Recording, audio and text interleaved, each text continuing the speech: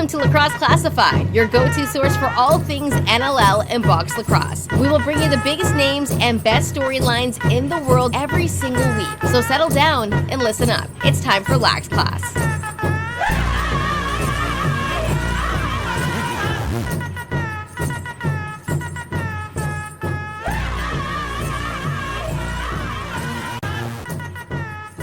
What's up, lacrosse fans? What's up, Sugar? She's laying down beside me right now.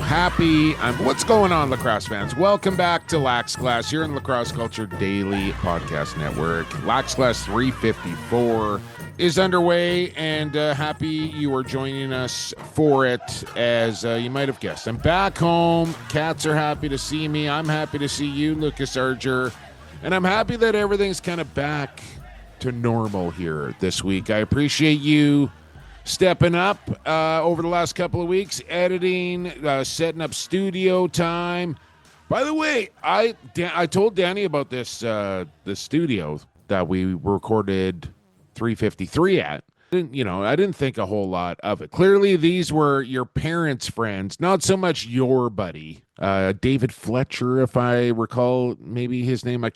I'm not quite sure on that. But Chalet Recording Studios. Danny looked this up after we were done, and I came to know that some pretty serious acts in Canadian rock history, music history, have come through the Chalet Studios. So this place was up in the Hamlet of Claremont, and some acts like Rush, ever hear of them? Not a big deal. Bare Naked Ladies, Chantal Kreziavik, or something like that.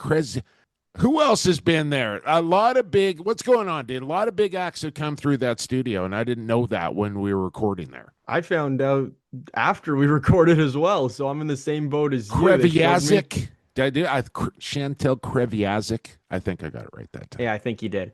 No, they in their front hallway, they showed me all their records and posters and pictures of their acts that have been up on stage and have come through those doors over the years. Great facility that they allowed us to use. It was awesome. And no, I'm in the same boat as you, getting back to normal a little bit, done some cleaning up around the house, had a good meal at the food trucks not far from my house last night with Vinny and Funky.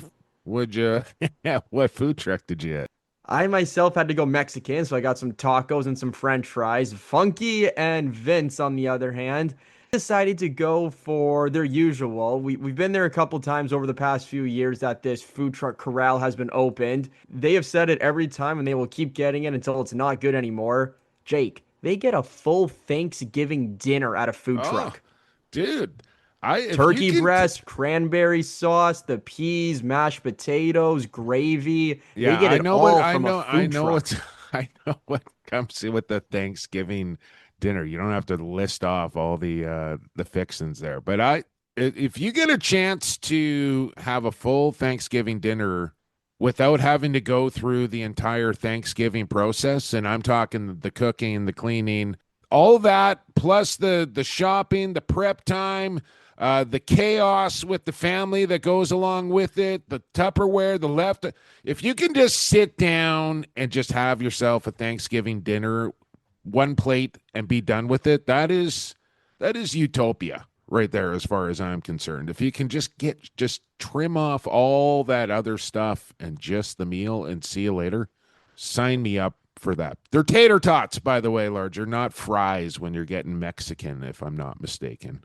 Man, I didn't even really realize it while it was happening in real time, but 18 days in the province of Ontario, that is a long stretch for old Jumbo, especially, I like being home. I'm a home body, and I thought like 2 weeks when I was getting myself into it, and then 18 days, that last little stretch there, I was ready to return to the hacienda. I will just say that. So happy to be home. Big program lined up. Prezi is in the rearview mirror. We're going to talk about that, obviously, coming up all week long here on the show because everything else is done.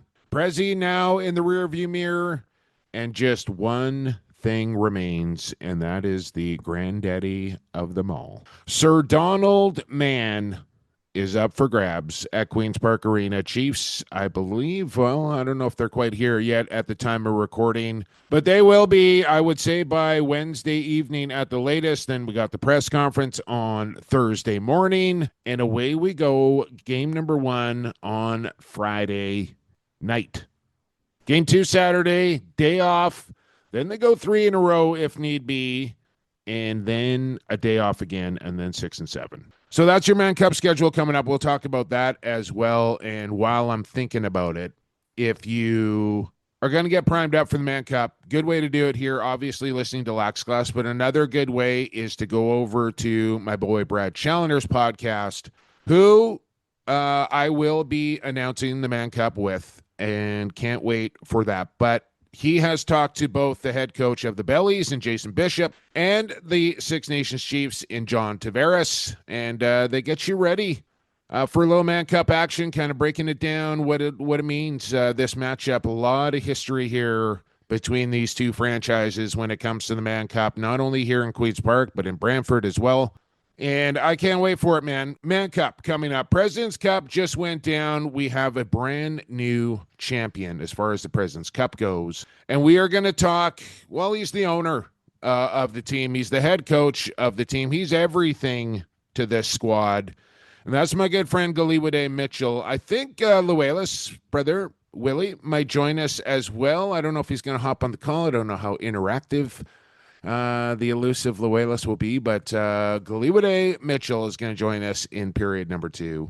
We are going to have a Lax Class lock. I think, I'm just looking at this right now here, Largy, and yeah, I think Gregoire is going to throw it up here. We got, I think, 2 parlays to come in the Lax Class lock of the week in period number 3. We'll do a little series action. We'll do a little game 1 and 2 action. And you can get both of those exclusively at CoolBet. We'll talk about that in the third period. Rycor, standout players of the week. Goalie Factory, goalie of the week. Report cards all coming up here in period number 1. Lucas, you got a chance to announce a few games at the President's Cup. We actually got to do one together. Unfortunately for us, might have been the worst game of the tournament, ranked right up there as far as I'm concerned as well. Was that the game where the dude was trying to score on his own team? Was that the game that we did together? I think that was Allegheny versus Saskatchewan in a quarterfinal matchup. I want to say maybe not, maybe a I don't know, but it was a tough one to get through. But other than that, you got a bunch of other games under your belt at the Prezi. You were doing replays this week, Repo Man. How'd you like your week in Whitby at the President's Cup for your first time around? It was amazing. I now see why you and Greggy love the week of the President's Cup. It's fun. It's a bit of a grind. No lie about that. Multiple games a day for 6-7 days a week, but it's fun. It's good lacrosse. It was fun to see some teams that I haven't seen in person in a while, such as Snake Island, Ladner, even throw in Edmonton if you want to, and Winnipeg I've never seen before at the senior level, so it was fun to see that level of competition. How did you list off everything I did but remember the math department? I got nominated for math department as well. I don't know how that came to be, but you were kind of roster boy a couple of times too, right? To send you on a little gopher run down there. You gotta, when you're breaking the in, Lucas, you got no job or task too big or too small, and you took everything on, including editing the podcast the last couple of weeks. Which, you did a lot of different things in the course of the last 8 days, and I think you got some real good and valuable experience at the President's Cup, as did a bunch of the players. And, not my first go-around, Lucas. I know you were a little envious of the swag department that was accumulating over there in the broadcast booth, as I'm not above this, right? I'm not above pandering for swag from different teams. I've done this for years and years, and say what you want about it, but I love getting different teams where you just don't have access to Allegheny or the Rivermen or Snake Island, for that matter. You just don't get access to their gear very often. So when the time comes around, but I had really one super cool gift. I got a bunch of stuff from a bunch of different people, and thank you for everything. But the cup that I got, still a mystery to me, Lucas. I put this up on the social. Somebody like it's not, they didn't make handcraft the cup, but they obviously bought this cup, designed it up, put my slogan, blow the whistle, let's play some lacrosse on it, put my Instagram handle on it, and then sneakily just dropped it into the broadcast booth and hustled away before I could figure out or find out who this person was. I still have no idea. I gotta assume that they listen to the podcast, or they at least know at some point they're going to hear this, hopefully, that I just thank you. I don't, like, I mean, maybe they want to remain anonymous. I'd just like to say thank you to you personally. So if you want to get in the DMs and just let me know, hey, that was me, I'd really appreciate it, just so I could say thank you properly. So anyways, a great week there in Whitby, and it all crowned up with the Muskies of Snake Island winning the President's Cup for the first time in their franchise history, Lucas. They'd been there one time before. They hosted one year, but they had never won, as both the Brooklyn Merchants and the Muskies were going for their first President's Cup title. But things went the way of the Muskies. They got up in that first period with a 6-1 lead, and on they went to a pretty convincing 11-5 victory.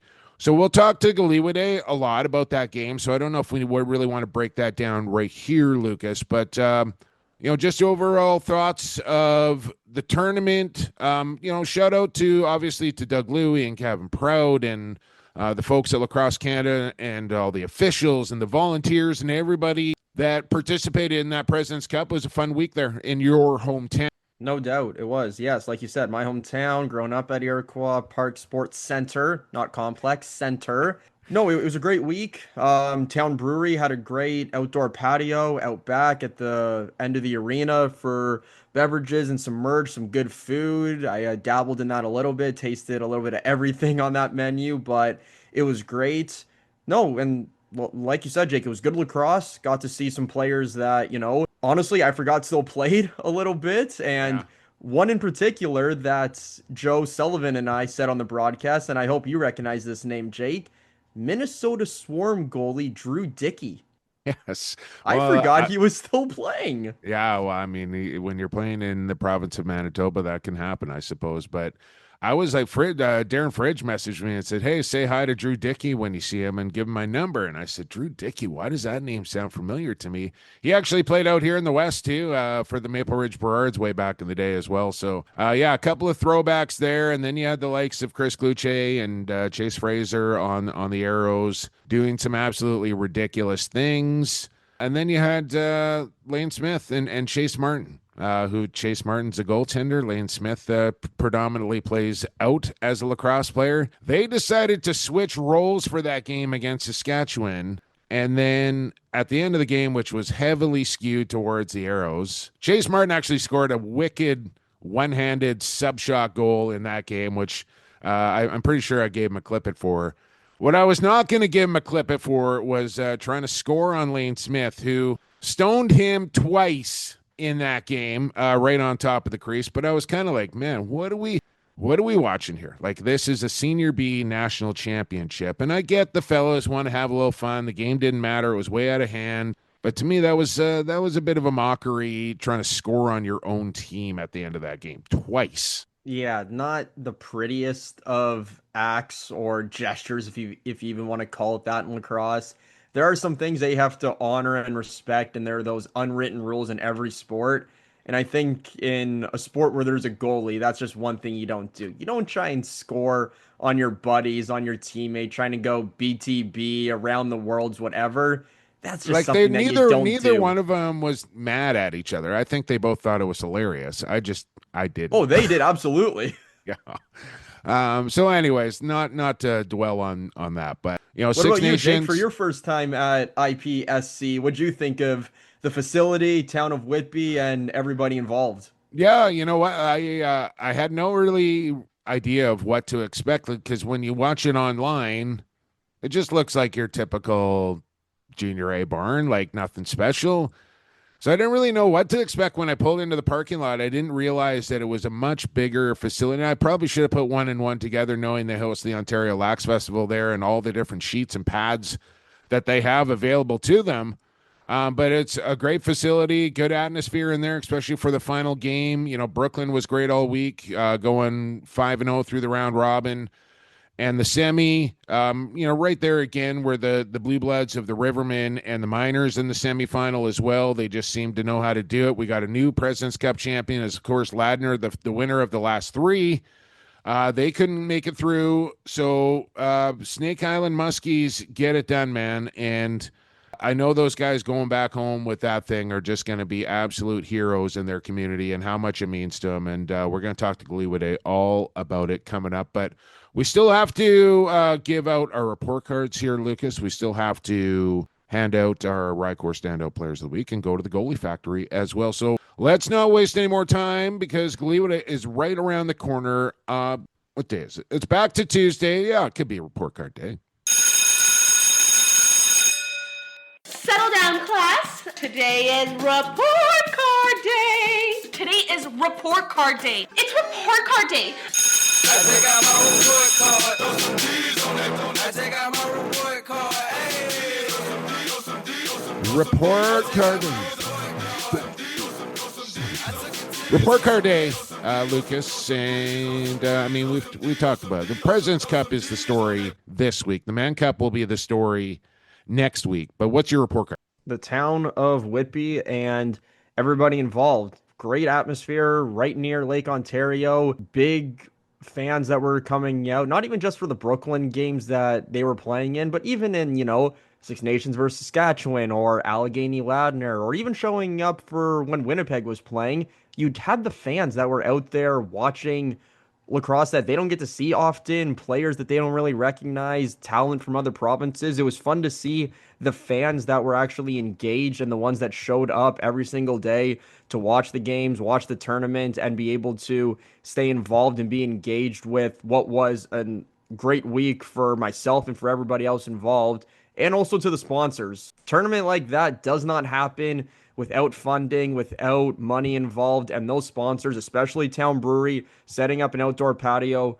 were absolutely great. They stood out for me as well, and just at the end of the day, just the whole fans, sponsors, vendors, tournament staff, organizing committee, everybody involved all stood out, and it was a great week, start to finish, in Whitby.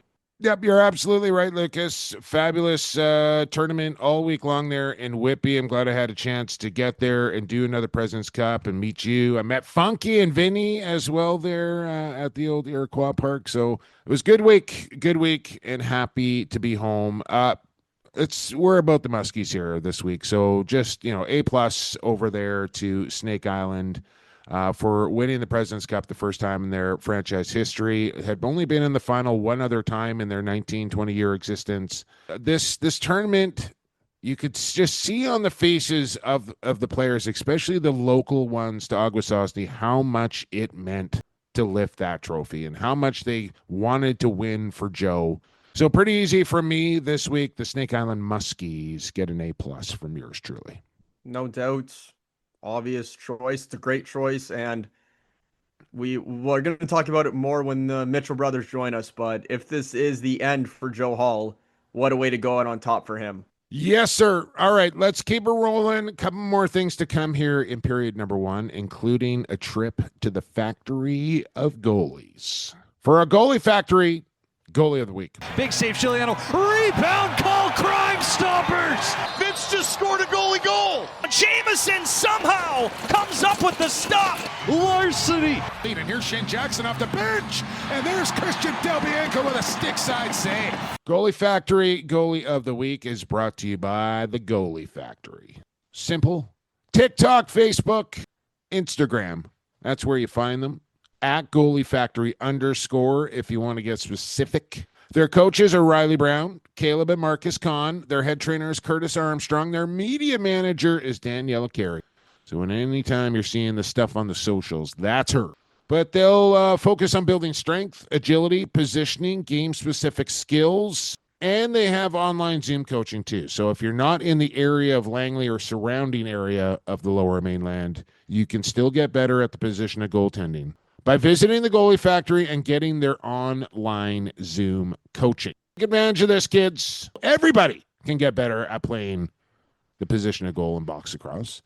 You just got to go to the Goalie Factory to do it. I don't know if this guy needs to do it, however.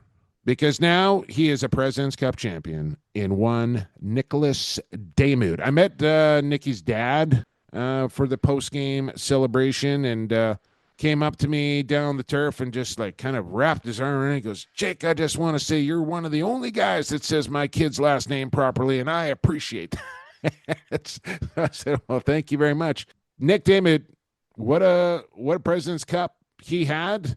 Of course, injured back in Oakville, and they had a really good team that year, and that kind of spelled the end of the Muskies that year, but pays it off down the stretch here. And, with him staring down at the other end and seeing Deacon Knott down there, who both Philadelphia Wings goalies, I think Nick kind of sent a message to Deacon saying, this is my goal in the upcoming NLL season. Here's what I'm going to do. I'm going to win a Prezi.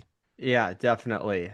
We can't talk about Damude, Jake, without mentioning he's now a President's Cup tournament MVP. Well, that's what I'm saying. Like, how do you not give it to Damude? He won the tournament. He won the MVP of the tournament. And now he's winning the Goalie Factory Goalie of the Week. For good reason. And I know that him and Knott are going to have some jokes. They're going to have some laughs. Of course, good old Nick is going to rub it in Deacon's face for a little bit, as he rightly should. But no, Damude had a great week, solid in net. Never really looked like he lost his footing or that there was a goal or two that really shook him. He was just calm, cool, collected, everything you want in your last line of defense. And he was a big part of the reason why the Muskies are now first-time President's Cup champions. There you go. Welcome to the factory, Nick. And off to the construction site we go. No rest here on the pod. Factory to the construction site. Rycor standout players of the week.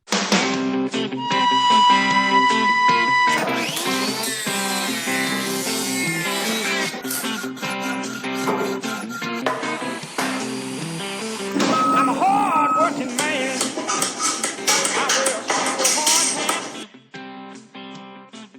I can ride rope, a hammer and Pete. I know this guy loves, well, my standout player I know loves this song. So I'm going to save that. But Lucas, who is your Rycor standout player of the week? Rycor Construction. They make it stand out over there. Interior, exterior renovations, kitchens, flooring, home renos, upstairs, downstairs, backyard, inside, outside. They do it all. They make it stand out. RycorConstruction.ca or Rycor Construction Inc. if you want to give them a follow on social media. As I saw young Joshy there, head back from Mercyhurst for another trip with those guys. So good luck back there. But they're always busy over there at Rycor Construction. I know because I follow them and I see what they're doing on a daily basis, and they are just cranking out the good stuff. Go check them out for yourself at Rycor Construction Inc. on Instagram or Facebook. All right, Lucas, who stood out for you this past week at President's Cup? Well, there could be a lot of names that I could say. I could go with any of the big names on the Merchant. Alex Marinier, Will McLeod, Liam Osborne. I could go with Deacon Knott even. I could go Chase Fraser or Chris Cloutier. But I would be remiss if I didn't mention number 27 of the Snake Island Muskies, Landon Sinfield. What a kid, what a player this guy is. Drafted by the... He's older than you, Lucas. Yeah, I know. That's why I can't say kid. What a player he is. Drafted by the Toronto Rock last year. Didn't really know where he wanted to play summer ball this year. Ends up in a home with Snake Island. He's from Cornwall, Ontario. What a breakout week he had. I'm not sure how many stats he had or points. I can pull those up potentially, but oh my gosh, did he ever turn heads this past week in Whitby?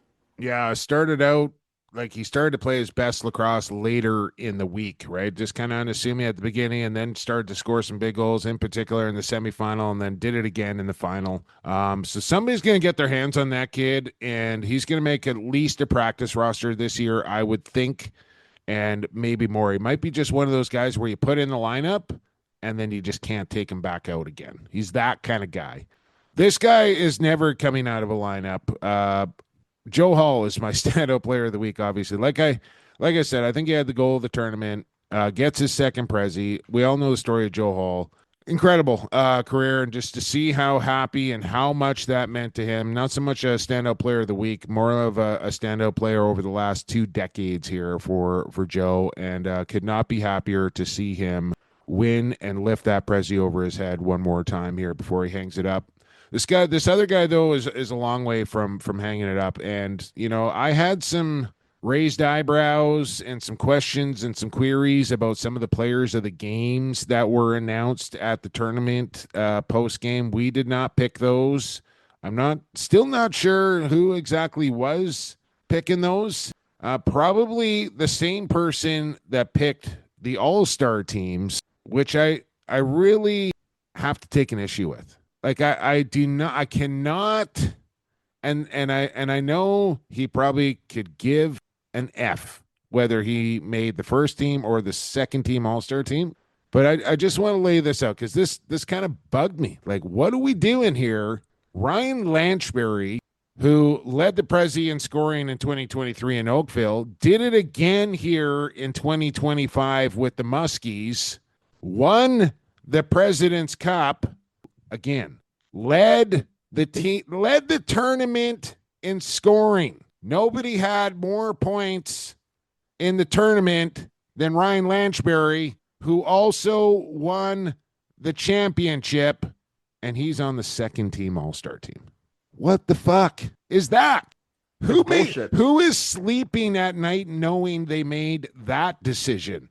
Again, not that Lancher probably cares whatsoever about, but that is shameful to not have the leading scorer of the tournament who won the championship on the first All-Star team.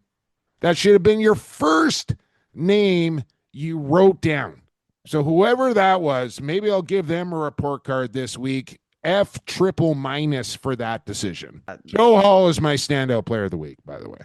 Yeah, I don't have too many more words I can say after that. No, that's just a wrong, and I don't want to swear, but I think that is just a shitty decision.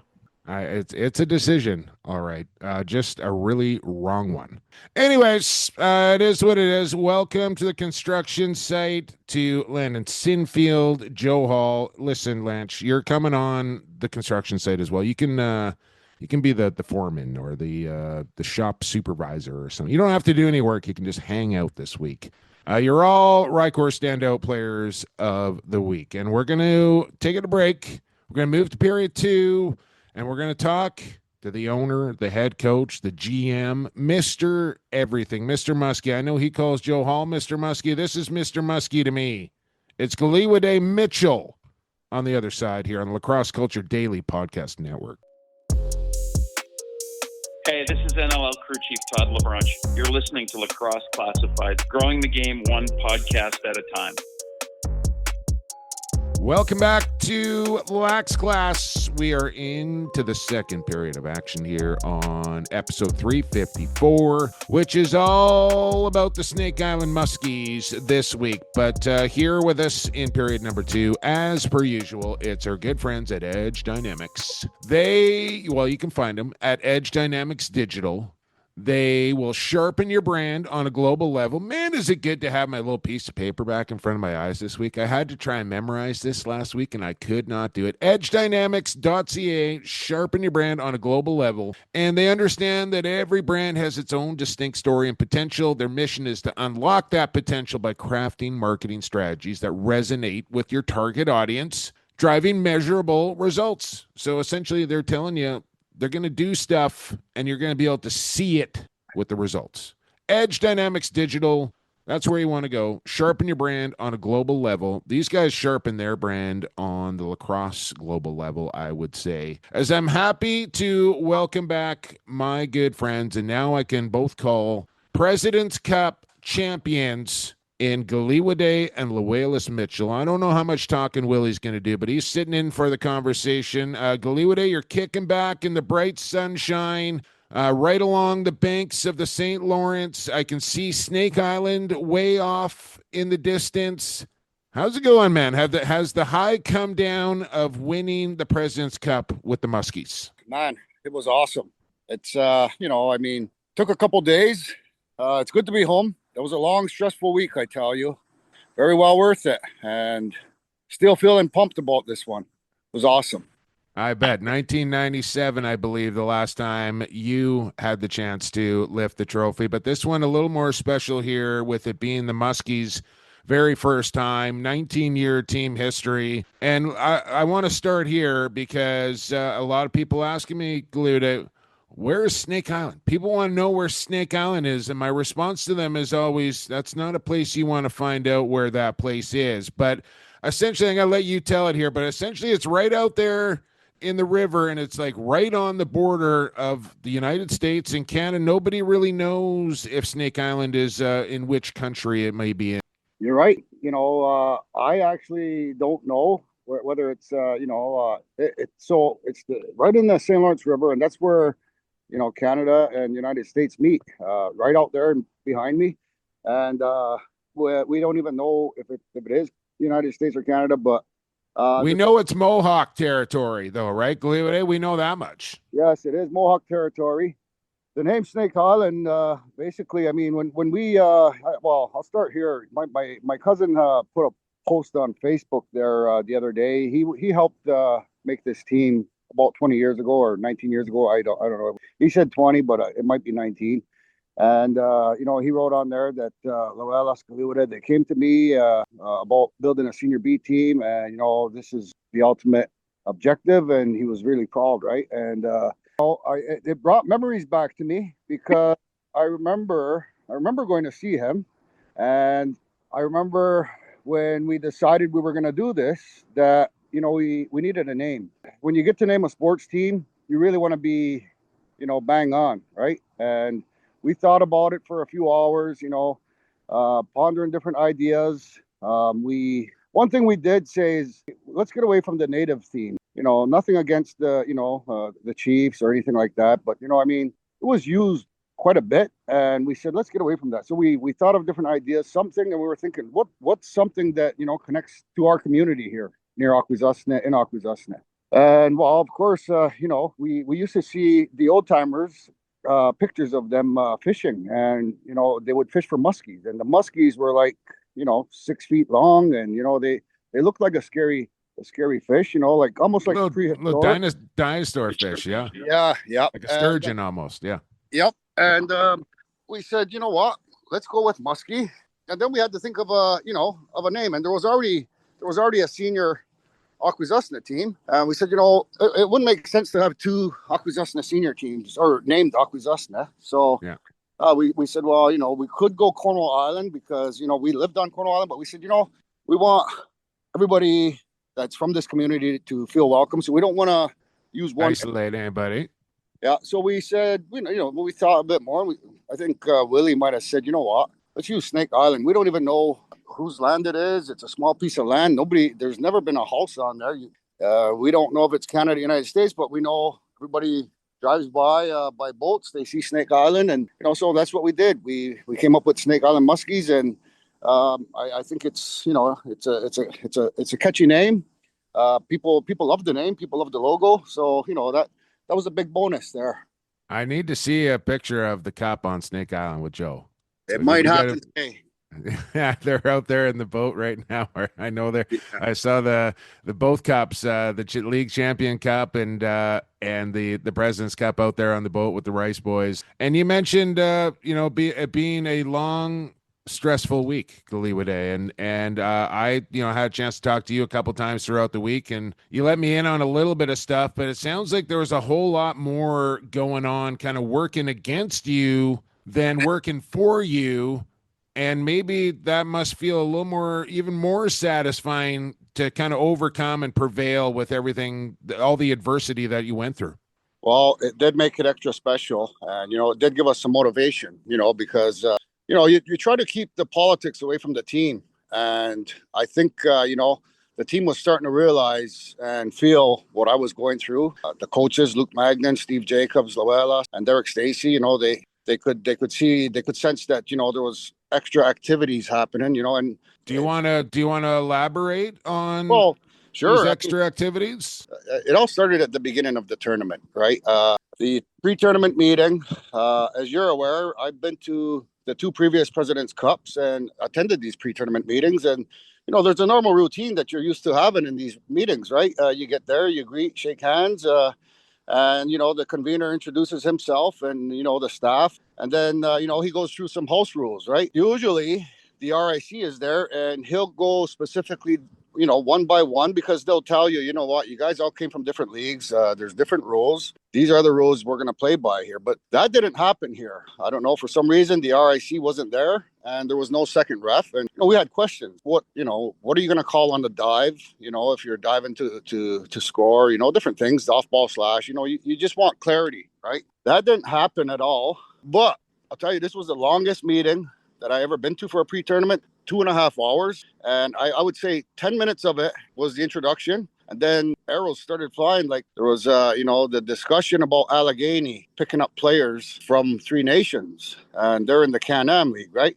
There was arguing back and forth, and then the Muskies got dragged into the argument. And we were trying to, I was just staying neutral. My head was swinging back and forth, listening to, the Ontario commissioner and the Can-Am commissioner defend their Going argument. back and forth. Yeah. And sometimes these things, and correct me if I'm wrong here, brother, but sometimes these things, it comes down to a certain team wants to protest something. They have to get backing from at least one other team to say, yeah, I agree with you, let's do that. Or even, is it more? How does that whole situation work? Well, I'm not sure because, you know what, I've never followed a protest, but I've been on the other end, so I'll say this. We were threatened every day of possible protests. Off the hop, we were told that myself, Loelas, Mags, we would not be allowed to coach. And this kind of, with all the arguing about the players with the Can-Am from 3 nations, it kind of spilled into other areas. And I mean, basically, I stood up at the meeting and I said, listen here,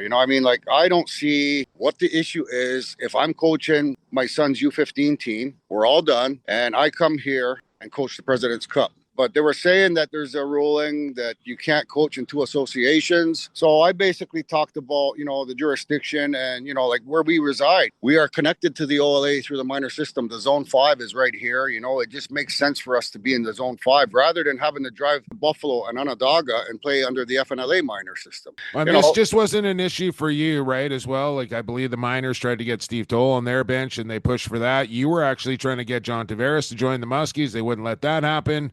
We had the Will Johnson incident. I don't know if you want to elaborate on that, but it just seemed to be one thing after another here, day after day, trying to win a President's Cup, not just on the floor, but in the boardroom as well. Exactly. And yeah, you're right. I mean, we did have John Tavares on our roster. That was shut down really quick. Basically, the OLA said, no way. JT really wanted to come with us. He wanted to be a part of this. And, he said, it will fit my schedule, And as he got into his playoffs and they got done, closer to being done, he was like, yeah, I want to do this. He was pumped to do it. And, but they shut it down. I can see a conflict of interest, I will say. If you're still in a season with another team, even if it's a different league, different tournament, different province, whatever. Yeah. If you're coaching 2 teams at the same time, that to me, I can see, okay. But if your season is over and you're done with that team and you want to continue to coach, I don't see what the harm or the drawback or the concern is for that. Lucas, do you have any insight on why that is a rule? No, I don't. I'm not sure what the policies say for, the OLA and what coaches are allowed or not allowed to do once their season is over. If they want to go join another team's bench, I don't actually know what that says. Yeah. But, okay. but I do see how it can be a conflict of interest in multiple different scenarios. Yeah, well, I guess, the way it was described to me is that if he's still actively coaching, which he's going to demand. Yeah, right? I get that. I can get behind that. But for a guy like Luke Magnan, who coaches the Toronto Beaches, his season's over. What more impact is he going to have in Junior A lacrosse with the Minto Cup being done, what is the harm in him trying to help coach a team that he just played for a year ago win a President's Cup? Like, I just don't see how that's detrimental to anybody. Yeah, I don't get it either. And you know what? I was really pissed off about this because they came to me hard after the Alberta game and said there's a protest filed, and they basically said you've lost this game. 1-0, but it doesn't change the standings. And you know what? I said I had enough of this. We argued it. They said, Luke Magnan can't be on the bench. He's going to be suspended for a year. He just wanted to be a part of this. And he said, you know what? I'll serve the suspension. Just find out how this affects the team here. Yeah. And basically, it didn't affect the team if he stayed on, but it's going to affect him, right? He's getting suspended for a year. He was told that. And he said, you know what? Well worth it. Yeah, especially when you win, for sure. Yeah. Yep. Yeah. And then there was still unfortunate, right? But then the Will Johnson stuff too, right? Where it's like, that did not make sense to me. So they brought that up. They said the Muskies are overcarded on import players. And I thought Will played in the FNLA last year. So the way it worked at the Prezi, you're only allowed 2 import players. And there's a definition or term for import player. So apparently bringing on Will made us at 3 import cards. And what really bothers me about this one is Ontario said Alberta's supporting them on this. So I called Jordan. I said, Jordan, what's going on here? He was surprised. Jordan's a nice guy. He's, I he's get along. Best. He's the best. Yeah. I get along well with Jordan. We talk about lacrosse and the similarities of the struggles that we have are similar because we don't have Senior A affiliation. We both talked about this and we're like, how can the Ontario Lacrosse protest that we have 3 imports? And the import means they played Senior A the previous season. But season. But look at how many guys Ontario had in this tournament that played Senior A this season, all season. And they can go and complain. And I was like, that just does not make sense to me. Me too. I mean that it was like 8 or something like that. Yeah. 7 or 8. Yeah. And they got the nerve to actually call us out on our third goalie. And we, poor Will. Yeah. I had to tell him, hey, you know what? You're off the roster, and you got to go home. Like this was the stuff every day.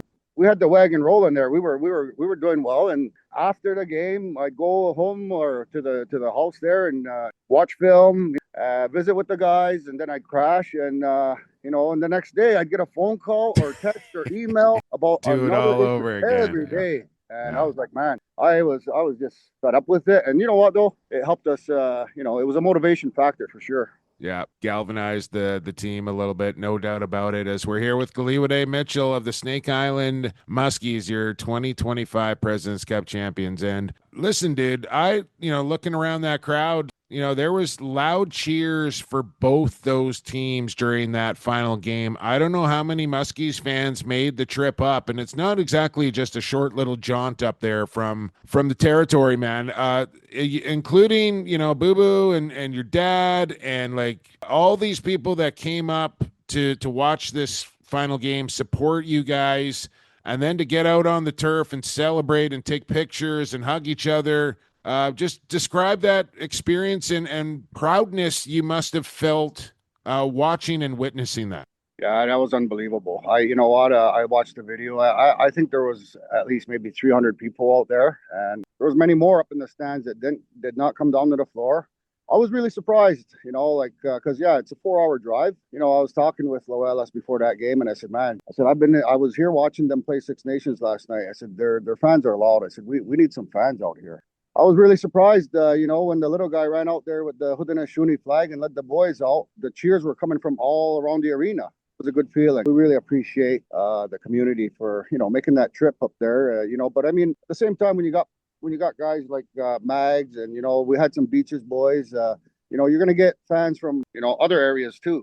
Talking to people there that didn't really have a connection, they became Snake Island Muskies fans, So that was awesome. Talk about that game that you had against the Miners, Kariwate, because I don't know from your perspective, but for others, there might have been that moment where people thought Muskies might not make it to the gold medal game, but you guys found a way in that third period to rattle off 4 goals to come back and beat Edmonton that put you guys into the finals. And I can only imagine how high the vibes were in the locker room after that win. Stevie Keogh, baby. Yeah, Keo still has it, and he's got the best selling, man. You know, like that really, if you don't get fired up after he scores and he does his selling, something, you gotta check your pulse. But yeah, that was a game. You know, and I felt that we just didn't show up that game.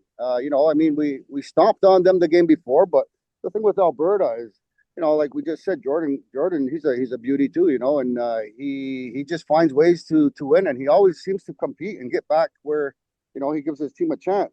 I really think, you know, what was important in that game is, you know, like our coaching staff, we maintained our composure. There's a difference when you announce, say, you know, you stay calm, they stay calm. yeah, and you know, I mean, you want to express there's a sense of urgency here, but you don't want to show panic, right? Because that bleeds down. And that was one thing, like 6 or 7 minutes left. I think we were still down by 2. Yeah.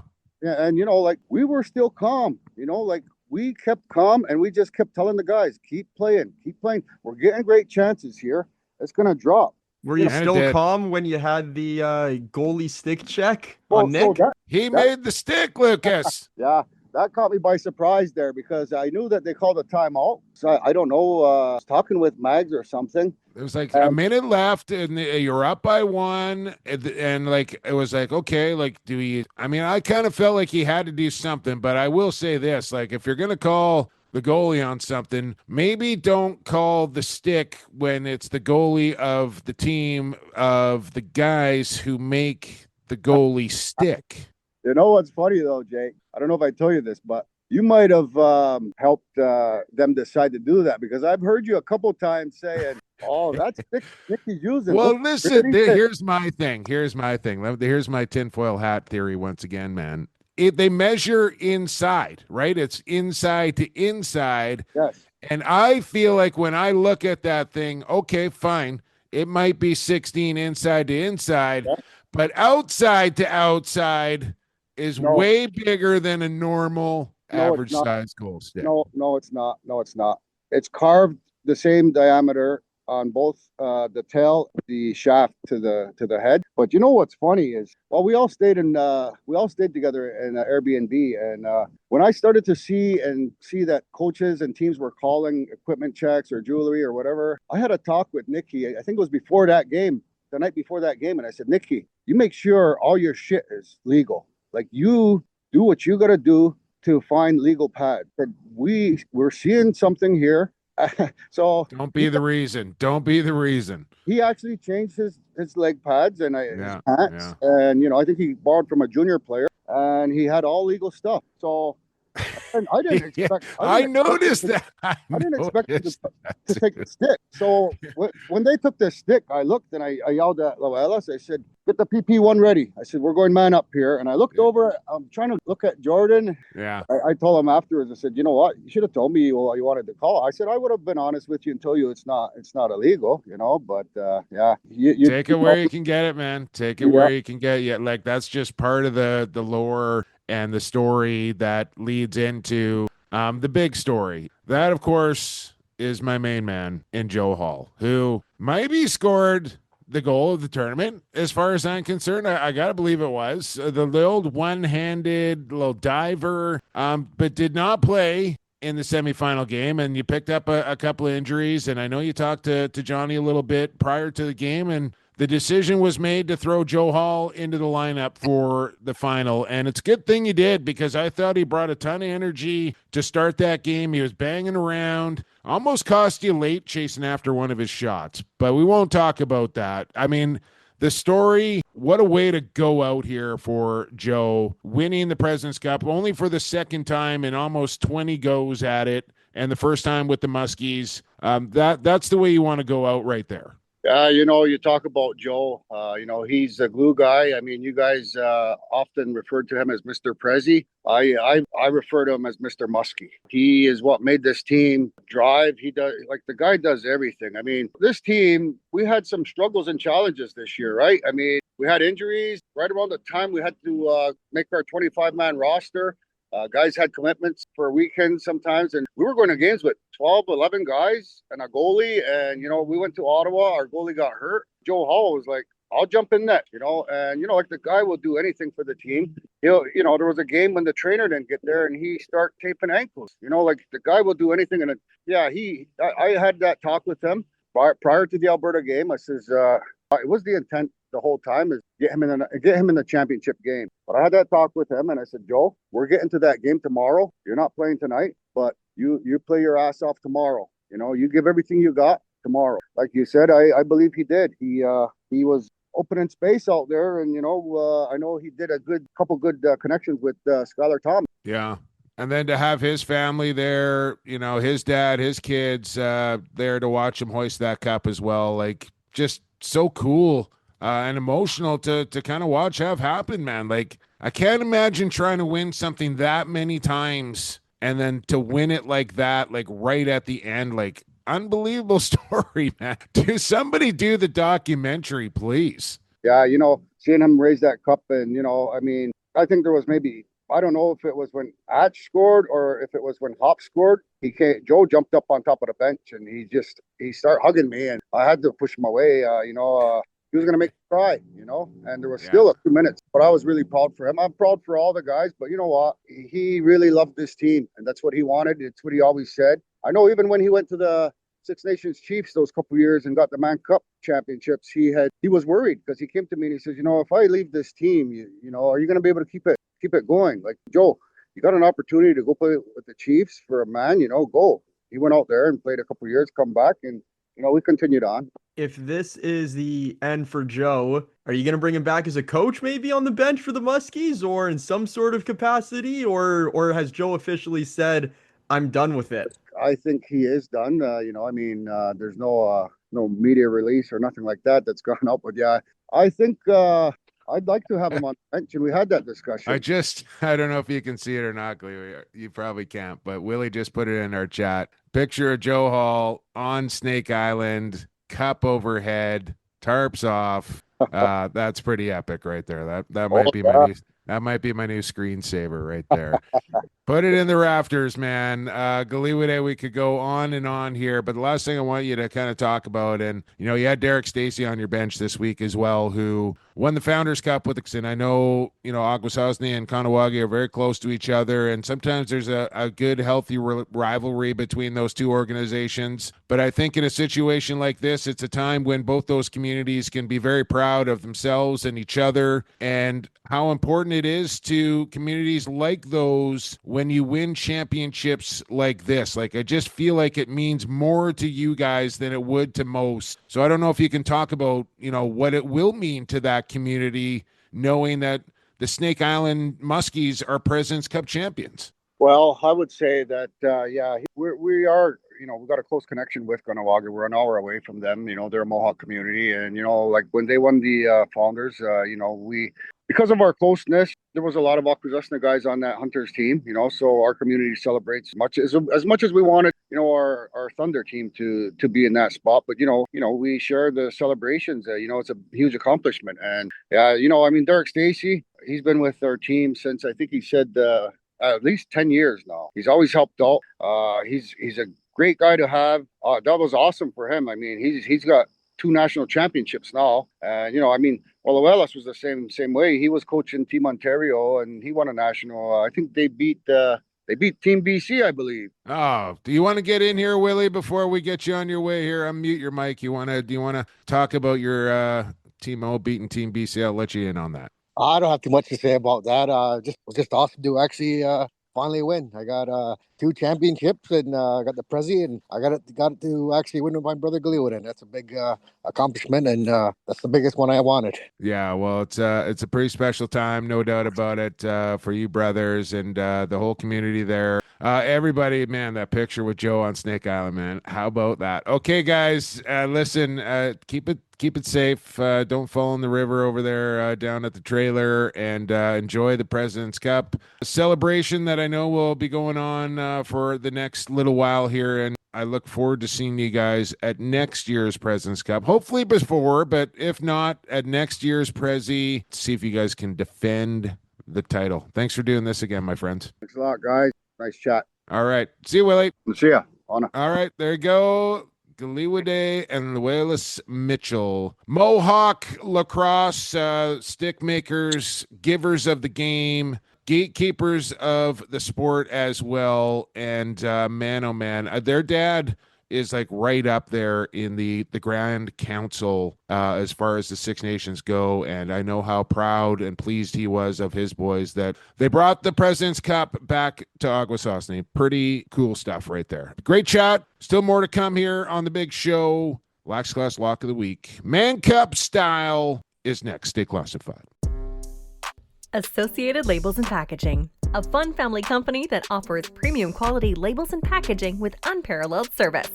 With 40 years of experience, an extensive product catalog, and an ever-growing fleet of equipment, Associated Labels and Packaging is the perfect fit to take your labels and packaging to the next level.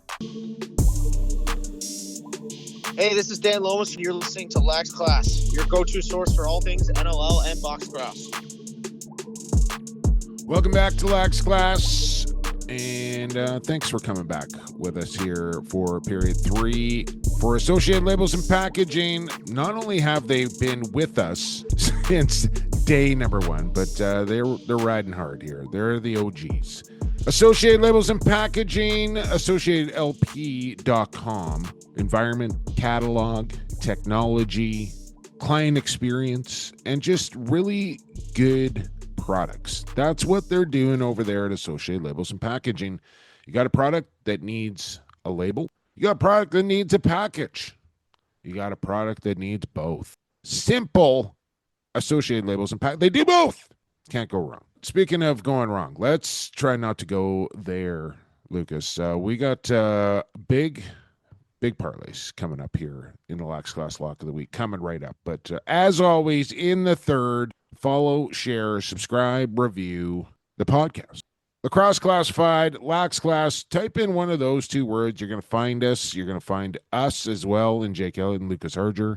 Give us all a follow. Jot down a few words, 5-star reviews, and then share it on every single platform that you possibly can. And then tell them about the exclusive parlay, courtesy of CoolBet, for the Lax Class Lock of the Week. Lock of the Week. Hey, let's lock and load it. Woo! Yeah! I am going to be a very rich dude. Ooh, it's a big lock, all right. The Lax Class Lock of the Week. Stay cool. Bet responsibly. CoolBet.com. Bonus code LAXClass. Get free money. Speaking of free money, I don't know how this whole scene works, but so don't quote me on this. But I know this. If you put in the bonus code LAXClass and then you put down $200 on your first time deposit, they give you $200. Now, also, right now, 100% reload bonus for NFL season. The NFL is the hardest league in the world to gamble and make money on. This is proven facts here, Lucas. So every year at CoolBet, they say, well, add a little extra to the kitty on us. So they'll match whatever you put in. There's probably a limit, just like the $200 for your initial deposit, that you can put in that CoolBet is going to match your bonus for 100%. So I don't know if you can like put in the 2, then get the 4, and then do it again, and then I don't know. But they're giving away money, essentially, at CoolBet right now. Bonus code LAXClass, free 100% reload at the NFL, and then you can get down the Mann Cup. Now, last week, we workshopped a parlay that included Mitch Jones getting over 21 points in the series going over 6 games. I thought this was going to be like a decent return on that parlay. No, not at all. Not whatsoever. Plus 125 that came back at. Pretty much useless, but still, that must have a good chance of happening, which makes me happy that not only, well, Mitch Jones is going to score a bunch of points, but the series projected to go at least 6 games. That is a good thing as far as I can say. And maybe I'll take it a step further. I know not a lot of people are giving the bellies a big chance here, and our parlay will indicate that when you listen to what it is here coming up. But there is a part of me inside right now that just has this weird feeling the way that the summer has gone, with history being made all over the place. Think about it right now. Alexa's talking to me. I don't know what I just said to trigger Alexa, but she just replied to me. The Kahnawake Hunters, first time presidents or Founders Cup champions, making history for the community of Kahnawake. The Coquitlam Junior Adnecks break a 48-year streak that has just haunted the West for almost a half a century, winning back-to-back Minto Cup titles, doing it in Ontario. The Snake Island Muskies, for the first time in their franchise history, win the President's Cup. And it is the year 2025. The Salmon Bellies have been in search of their 25th Mann Cup for a long, long time. Is it the drive for 25 in 25? Could this actually happen this year for New Westminster? I know nobody's giving him a chance, Lucas, but this guy is. I think Bellies in 7. That's hot. That's hot. That's really hot. Could happen. Could you imagine? Bellies in 7. You heard it here first. Quote him. Clip it. Wow. It's going to go the distance. And you see the blue, red, and white fishies coming away with it. It would be historic, would be storybook ending for them to do it in their home barn.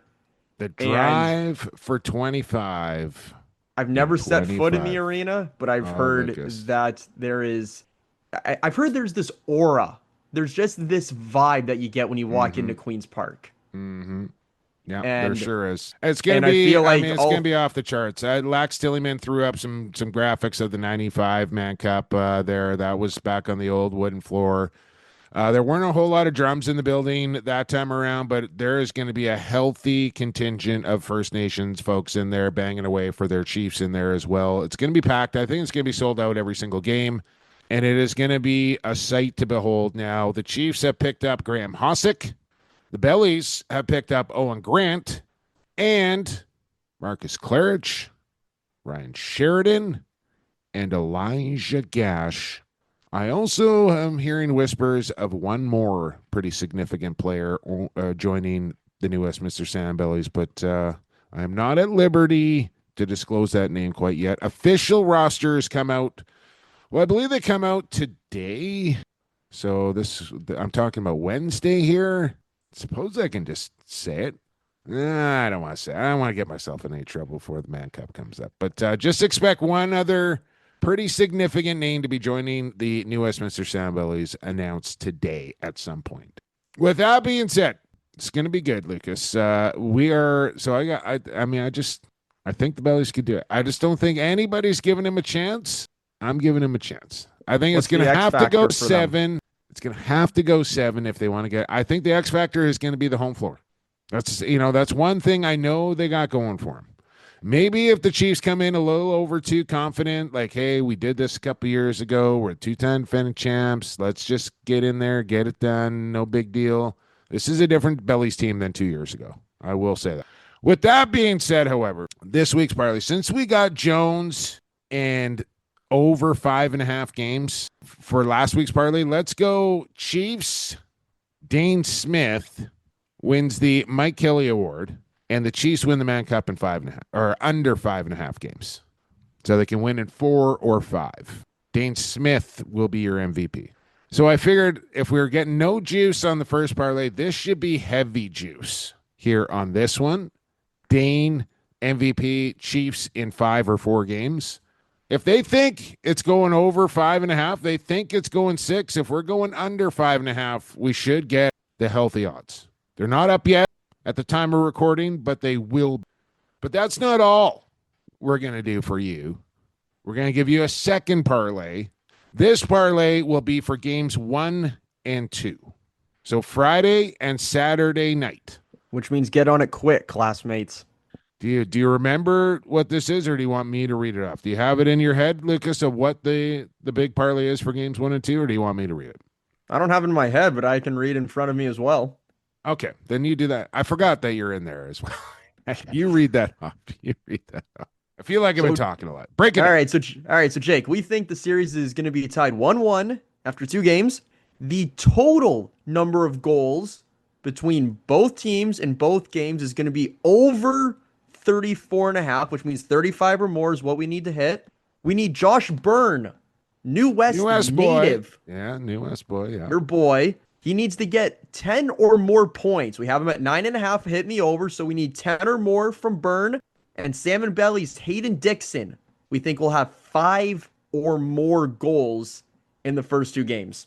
So I have no idea. I don't even want to venture a guess what this parlay is going to pay because I'll be so far wrong that it'll be ridiculous, but I think it'll be good.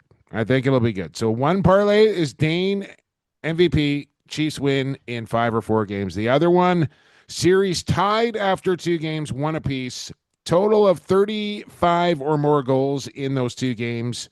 Byrne with 10 points, Dixon with 5 goals. You cash that thing, you can probably retire. Is what can happen. Go buy a house and just retire after you lay it all down on this week's parlay. All right. Oh yeah, definitely. If you're able to cash in this parlay, like don't even buy another lottery ticket. Don't try and do you can win. You can win. Speaking of that, I gotta check the 50-50 from the Blue Jays game the other day, Lucas. I didn't really talk about that. No, you didn't. You took in the Sky Dome. You said you haven't done that in a number of years. Yeah, I think the Expos were still in Major League Baseball the last time I went to Toronto Blue Jays game on Canada Day way back when. So yeah, we decided we were going to take the GO train down there, which kind of ventured off the grid a little bit. I don't normally kind of get that. What's the word I'm looking for? Adventurous, I'll say, Lucas. I like to kind of stay in my lane a little bit. But we hopped on the GO train, got down there to Union Station, nice little walk over there to Rogers Center. Now, we kind of got caught behind a little bit, so we showed up at like the 4th or the 5th inning. Couple scalpers still lingering about out front. Tickets, did a little bartering, kind of walked away a couple times. No, it's like game's half over. Like, just give me the, like, what are we doing here? You're trying to charge me this for, like, it's a half a game. Come on. Back and forth we go. Get the tickets. General admission when we get through the door. Just GA. Okay. Kind of cruise around the concourse a little bit. Stop at a section. Like, we're, like, almost directly behind home plate now. And we stood there for a bit. Daddy's like, I think there's 2 open seats down there. I said, yeah, okay, keep an eye on them. Stood there a little bit longer and then just walked right down. We're like 7th row behind the plate. I think she looked it up there, like $300 tickets. We used general admission and then got prime seats for a big Blue Jays win there over the Brew Crew. Saw the photos. Looked like you had great weather out there. Blue skies. Sun was hot. down there on the ballpark. Oh, I can only imagine it was hot. It was beaming. Did you make it in time to see Max Scherzer on the mound, or was his day over? Yeah, he was gone. Yeah, that's unfortunate. Okay. I was kind of cheering for the Brewers anyway. You Bo Sox fan. All right, enough about the Blue Jays, enough about baseball. That's a lot of lacrosse talk in the last hour and so as well. So let's get you on your way here. And we'll be back. Mann Cup games will be in the books. 3:55 is just around the corner. Kariwate Mitchell, Luelis Mitchell for coming on the show. Thank you to Associated Labels and Packaging, Rycor Construction, Edge Dynamics, Goalie Factory, and Cool Bet Canada for all the support here on the podcast. And I think that's going to do it. For Lucas Sargent, I've been Jake Elliott, and for the fastest game on 2 feet, and for the creator, stay safe, stay healthy, stay classified.